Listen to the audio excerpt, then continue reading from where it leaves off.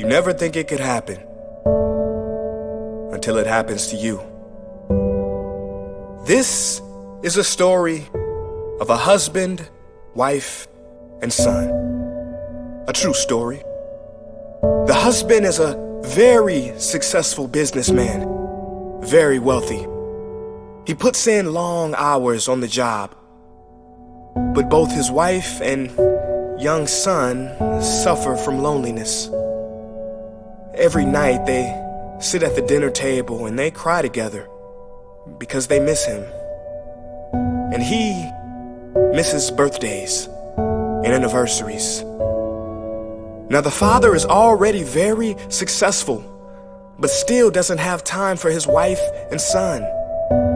Even when he's at home, he's not truly home. He's thinking about his business meetings, his clients. He's on the phone texting and making calls. One day, the wife finally gets fed up, and she goes to her husband and says, "Honey, we are very lonely here. We miss you. Please come back to us." And the husband very lovingly says, "Darling, for the time being, no one can replace me as director. They need me.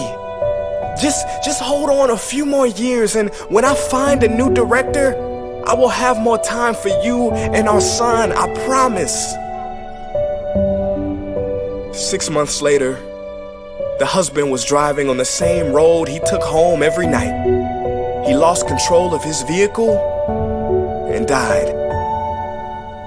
His company replaced him and found a new director in just 2 days. Isn't it sad that we spend so much time on the things that are urgent that we have none left for those things that are important? Please do not get me wrong. Striving for a better life and wealth for yourself and your family is great. Look, I don't think you can get too much money. But if money gets you, that's too much.